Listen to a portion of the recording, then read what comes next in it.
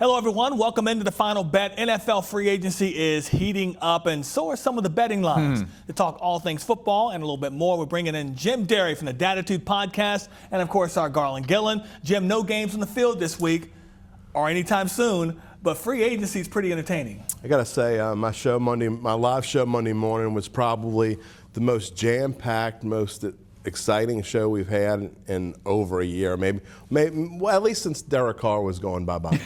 I'll say that. So it certainly was exciting and jam-packed and fun. And look, you got to give Mickey Loomis and the Saints some credit. I think they've done a pretty good job in doing what they need to do and filling needs and moving money around, and much better than they've done in the past. And so far, you got to like what you see. Give them a thumbs up. Yeah, the breaking news alerts are just coming fast and furious, failed physicals, all kind of excitement in the NFL. So, no, I mean, this is a great time of year. The Combine just ended, free agency's rolling, drafts next month, so, bring it on. Saints have never been this busy so early in the free agency period, but we've liked it. I don't remember it. No, absolutely not. All right, let's get to tonight's opening line. New Orleans free agent moves. We'll talk a lot about that. New Orleans over-under win total and an LSU preview. What do the Saints free agent moves say about the team going forward, though, Jim? And they've made some moves that have improved the roster. They've let some guys go that you question, but then they've replaced some.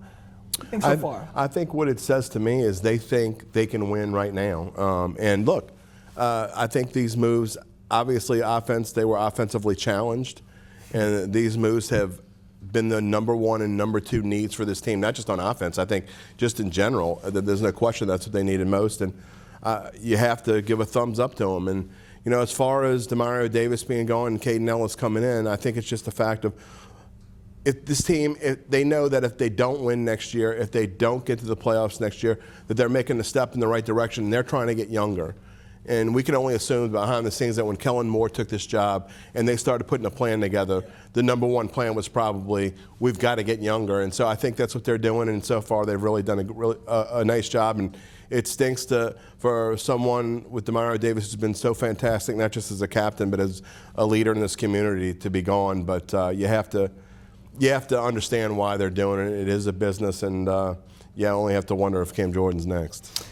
Left guard David Edwards is signed from the Buffalo Bills. Then you get Noah Fant at tight end. Then you get Travis Etienne at running back. I think this says they're getting weapons for the face of their franchise in Tyler Shuck. Like, let's make this offense better. Brandon Staley's doing a good job on defense already. Let's get guys on that side of the ball. That's what it says to me, is that they're going forward. Tyler Shuck, this is their guy for the next 5, 10, 15 years maybe. We'll see. Give him some weapons, what I took out of it. And the big question about the whole Demario Davis going to the Jets, it cannot be to win a championship. No. And listen, when you're 37 years old, and you're getting, $15 million guaranteed, you really have to jump at that, don't you? Yeah, you do. And look, this is probably going to be his last contract. Yeah. I mean, when you're that age, when you're 37 years old, you probably have one contract left. And, we talked about it the other day. Who knows what went on behind the scenes? Maybe the Saints said, we'll give you 1 year. Yeah. He wanted 2. Maybe the Saints were saying, we'll give you $10 million. He got 11 per. I mean, who knows? Maybe he just wanted to move on. Maybe he feels comfortable. He knows Aaron Glenn. Yeah. He worked with Aaron Glenn for 3 years. He knows that Jets franchise. Exactly, and that's where he started. So, I mean, you can't blame a guy for making what he feels like is the right decision for himself at this point in his career.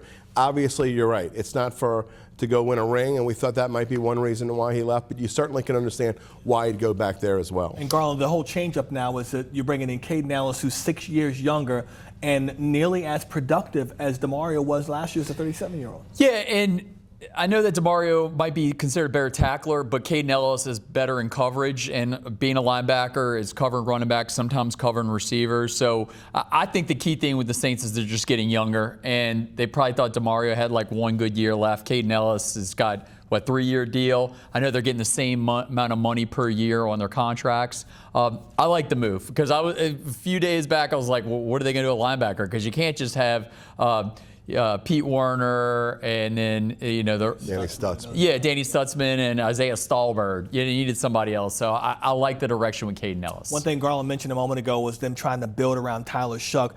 A good place to start was Travis Etienne. Young guy, comes from Jennings, Louisiana. Obviously played his high school ball there. Really good football player. Went on the. I mean, he's what they would want in a RB1, if we're going to say, for that backfield? Look, I thought going into this free agency period that Kenneth Walker was clearly the number one running back. He's the Super Bowl MVP, and he does everything you would want in a running back. But I thought Travis Etienne was clearly number two.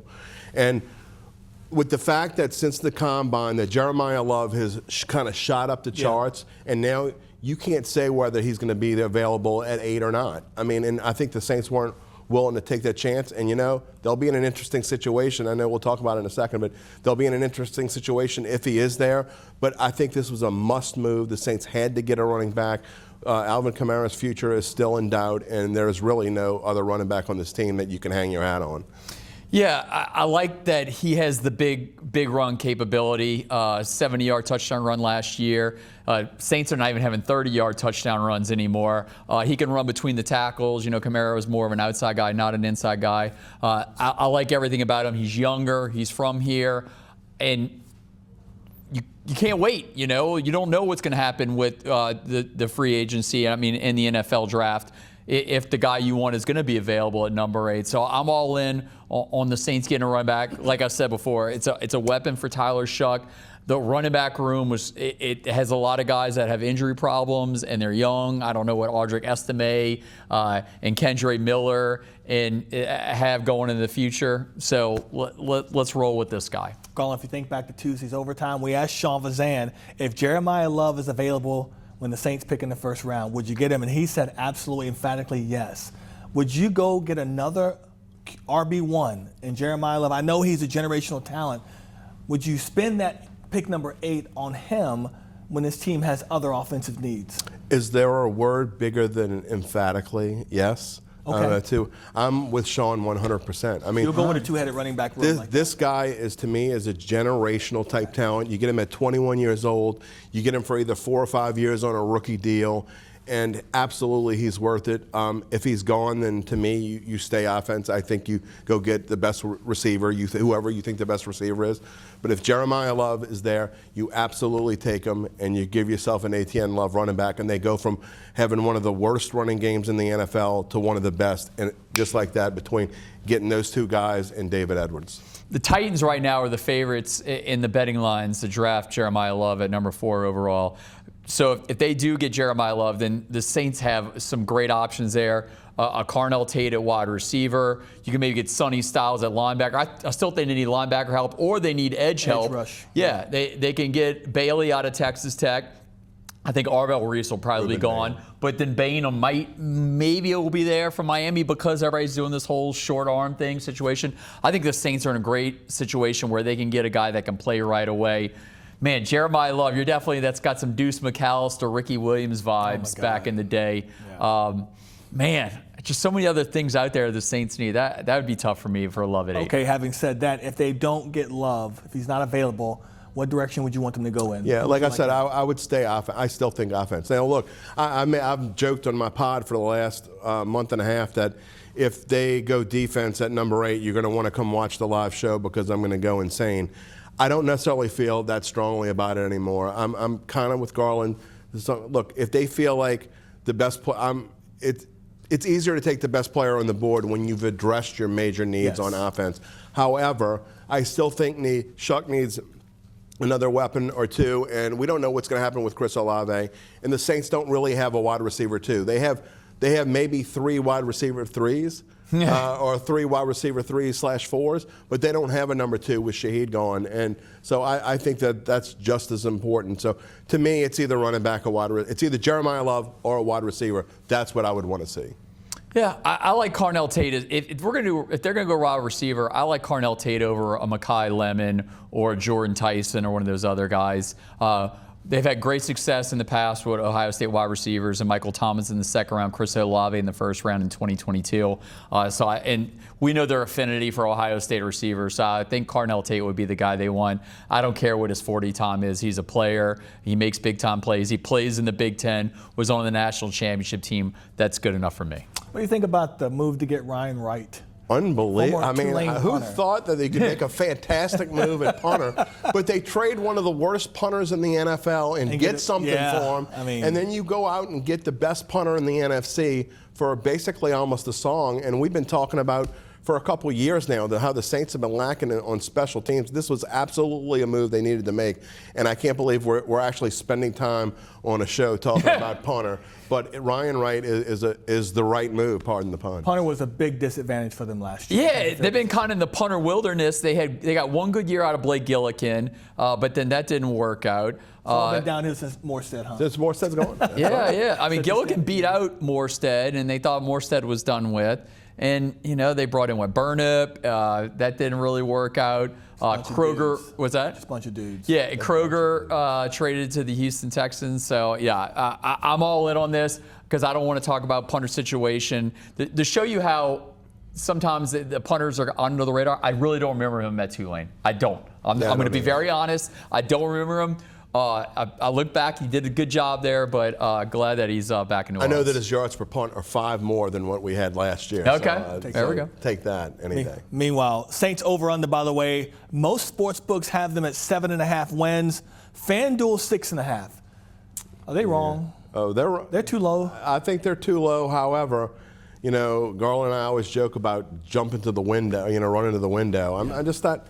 I still want to see what they're doing the rest of the way, what they do in the draft, what are the other teams going to do. One thing that's not being mentioned, and yes, I think it's too low. If I had to take it right now, I would take the over. However, their schedule's going to be much tougher next year, Juan, and it's just I want to see how the schedule shapes up. I'm not making any bets right now, but yes, if I were forced to make a play right now, I would take the over. I want to add something to this, Garland, real quick, so we don't run out of time. New Orleans is minus 250 to miss the playoffs, plus 200 to make the postseason.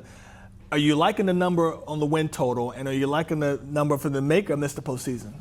I kind of like plus 200. That's a good number to make the postseason. The NFC South is just so terrible. It's up for grabs. I mean, now that Mike Evans has moved on to the Niners, Baker Mayfield's a year older, Tampa Bay Bucs coach is under duress. I'm not buying Bryce Young. We got Tua and Penix in Atlanta. It's just like literally just take coins and start flipping them in the air. Yeah, I don't know. I think nobody wants to hear this because I've been wrong about this before, but I think Stefanski in Atlanta makes a huge difference. I think it's the first time they've had a real coach since, I don't know, maybe Dan Reeves. Oh, Dan Reeves. Seriously, Wow. when's the last time Atlanta had a good coach? And I don't care what anybody says, because Kevin Stefanski was a 2-time Coach of the Year with the Cleveland Browns. Yeah, he's a really good football coach, and you're losing nothing given to a chance because Miami's paying his salary. And I actually think he's going to be rejuvenated, and they still have a lot of weapons. They lost some on defense, but this division is wide open. I think it's going to be a tinge better. That's not saying a whole lot, so maybe 9 wins the division again. I'm just not ready to make predictions on how many games we think the Saints are going to win. And meanwhile, Tua's a Michael Penix, another injury away from being a starter once again. We'll see.